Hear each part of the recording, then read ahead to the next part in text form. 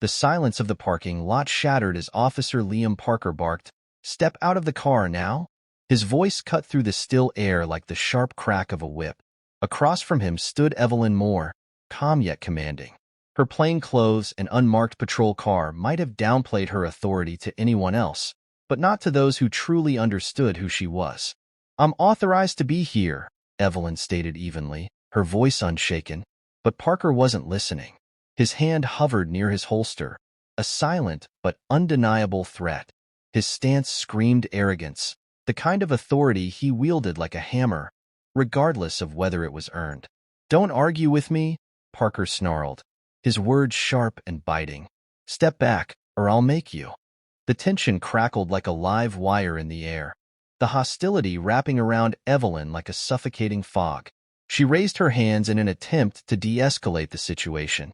"You don't want to do this," she said, her tone steady, almost pleading. "Just let me expel." But she didn't get to finish. Parker moved with sudden aggression, his hands shoving her back against the car. Evelyn stumbled, her shoulder hitting the metal with a dull thud. "People like you don't belong here," Parker sneered, his voice laced with venom. Her breath caught for a moment, not from the impact, but from the words. "People like you." The phrase landed heavier than the ache in her back, a sharp insult disguised as authority. Straightening herself, Evelyn brushed the dust off her jacket, her eyes locking onto Parker's with a gaze that could cut through steel. "What did you just say?" she demanded, her voice cold and deliberate. "You heard me," Parker shot back, his tone dripping with condescension. "You don't belong here. Now leave, before I have to call for backup." Parker's arrogance was as misplaced as it was unyielding. His posture screamed confidence, a belief in his untouchability.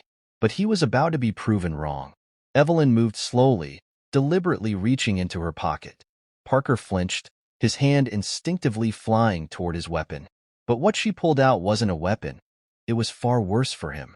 It was her badge. The shiny emblem caught the light as she held it up, and for the first time, Parker's arrogance faltered. His eyes widened as the reality sank in. Chief of Police. The color drained from his face, his mouth opening and closing soundlessly. For a brief moment, he was frozen, unable to process what he had just done. Evelyn stepped closer, her voice sharp and cutting. "Let me explain something to you, Officer Parker," she began, her tone as steady as a judge pronouncing a sentence. "I don't answer to you. In fact, you answer to me." The silence that followed was deafening. Parker fumbled for words, his confidence unraveling. Stammering excuses poured out, incoherent and desperate. But Evelyn wasn't finished. "Do you even know who I am?" she asked, her voice like a blade. "Do you have any idea what you've just done?" Parker opened his mouth to respond, but nothing came out. The weight of what had just happened hung heavy between them, a gravity that neither could escape. The incident was far from over. That night, the events set off a chain reaction no one could have foreseen. Parker's arrogance had been so easily displayed, but the consequences would be far-reaching, not just for him, but for Evelyn as well. The next morning, the precinct was unnervingly quiet. Whispers floated through the air, tension rippling through the department like an undercurrent. Evelyn sat in her office, her fingers pressed against her temples as she read through the initial report she had demanded from Internal Affairs. Sleep had been a luxury the night before, with Parker's arrogance replaying in her mind like a relentless storm. The knock on her office door was sharp but hesitant. Deputy Chief Nathan Martinez entered, his expression heavy with concern. "Chief," he began cautiously, "we've got a situation brewing." Evelyn looked up, her sharp eyes narrowing. "Go on," she said, her tone unreadable. "Parker knows what's coming," Nathan explained. "He's already talking to some of the officers in his circle. He's trying to rally support." Evelyn leaned back in her chair, her jaw tightening. Support for what? He violated every protocol in the book. There's no defense for what he did. Nathan hesitated, his eyes flickering with unease. "It's not about defense. It's about loyalty. Some of the old guard, they don't see you as one of them. They'll frame this as you being too harsh, too political." Evelyn's lips curled into a humorless smirk. "Too harsh?" she repeated, her voice tinged with disbelief. He assaulted his superior officer without cause. If I were a man, they'd be falling over themselves to condemn him. She leaned forward, her gaze piercing. This isn't about loyalty, Nathan. It's about fear. Fear of change. Nathan nodded slowly, his silence speaking volumes. The review panel meets in 3 days, he offered. Do you want me to take the lead on this? No, Evelyn replied firmly. This is mine to handle. Parker needs to know that actions have consequences, not just for him, but for everyone who thinks they can operate above the rules. Meanwhile, in the locker room, Parker paced like a caged animal. His frustration was palpable, a storm ready to break. A few officers lingered nearby, their faces caught between discomfort and complicity. Ben Carver, one of Parker's closest allies, leaned against a bench, his expression cautious. You're blowing this out of proportion, Parker, Ben said, his tone meant to calm. It's not like you knew she was the chief. That's not the point, Parker snapped, his frustration spilling over. She's going to make an example out of me. Do you have any idea what that'll do to my career? My pension? Ben shrugged, his tone more dismissive. Maybe just apologize. Say it was a misunderstanding. That usually works. Parker stopped pacing, turning to Ben with blazing eyes. You think this is about an apology? He hissed. She wants to humiliate me. I'm not going to let her win. But Parker didn't realize that Evelyn's focus wasn't on humiliating him. It was on exposing the broken culture that allowed officers like him to thrive unchecked. The precinct was a storm waiting to break. Whispers of the parking lot incident had spread beyond the walls of the department, seeping into union halls and fueling conversations that Evelyn Moore had no time for. Her every step through the building was met with hushed voices and averted gazes. Some officers stood in clusters, speaking in low tones that halted the moment she passed. She wasn't just their chief of police. She was now the subject of their scrutiny. Evelyn sat in her office, her gaze fixed on the cityscape beyond the window.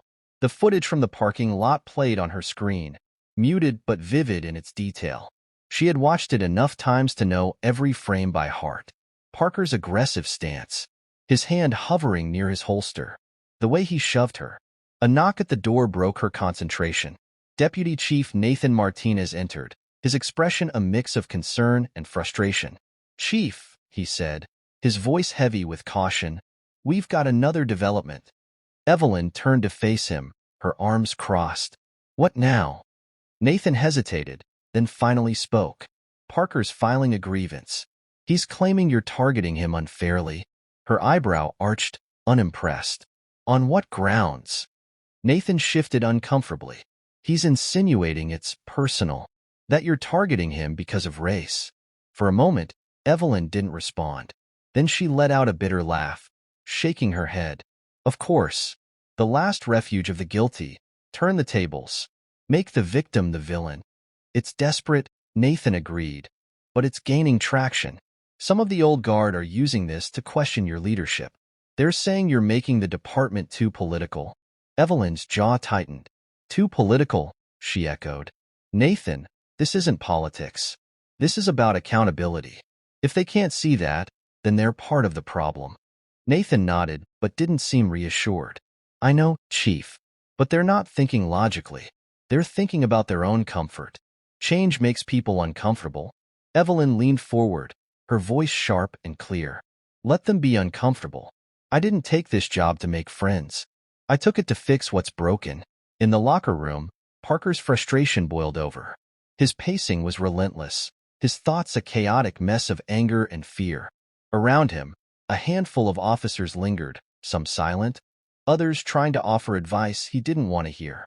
You're making this worse for yourself, Parker, Ben Carver said, his tone cautious. Maybe just let it go.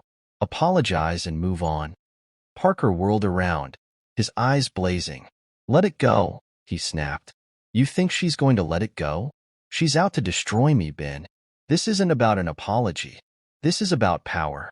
Ben sighed, leaning against the wall. Look, I get it. But maybe this is bigger than just you.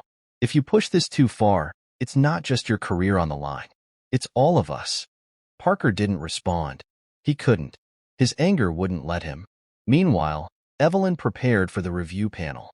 The days leading up to it were grueling, filled with union representatives, departmental politics, and whispers of discontent. But Evelyn stayed focused. She wasn't just fighting Parker. She was fighting a culture that had festered for too long. The day of the panel arrived, and the tension in the air was palpable. The room was packed, every seat taken by officers, union reps, and department officials. At one end of the table sat Evelyn, composed and unyielding. At the other sat Parker, flanked by his union representative. The proceedings began with Parker's defense, a mix of half-truths and misdirection. His representative painted him as a victim of a political agenda, a hard-working officer caught in the crossfire of a chief trying to make a statement. Evelyn listened silently, her expression unreadable. When it was her turn to speak, she stood, holding the room with her presence. "This isn't about politics," she began, her voice steady and piercing. "This is about accountability." Officer Parker's actions were not only a violation of protocol but a direct challenge to the values this department claims to uphold. The footage speaks for itself. The reports speak for themselves. This is about more than one officer's behavior. It's about what kind of department we want to be. Do we want to protect those who abuse their authority, or do we want to uphold the values we were sworn to serve? The room fell silent as her words hung in the air. Parker shifted uncomfortably in his seat, his confidence beginning to crack. His defense had been loud and bold, but Evelyn's calm, methodical presentation of facts was impossible to ignore. The review panel deliberated for hours, but by the end of the day, the verdict was clear. Parker's actions were inexcusable. He was suspended pending further investigation, and the department was tasked with implementing reforms to address the issues Evelyn had exposed. But the fight was far from over. The fallout rippled through the department in the days that followed. Parker's supporters grew quieter as more evidence came to light, but the undercurrent of resistance remained. Evelyn knew this wasn't the end. It was only the beginning. She spent long nights in her office, poring over files and reports, meeting with internal affairs, and planning the next steps. The culture she was fighting had deep roots, and it wouldn't be eradicated overnight. But she was determined to see it through.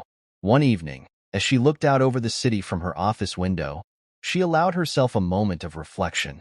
The path ahead was long and uncertain, but for the first time, she felt a glimmer of hope. Change was coming, and while it wouldn't be easy, it was necessary.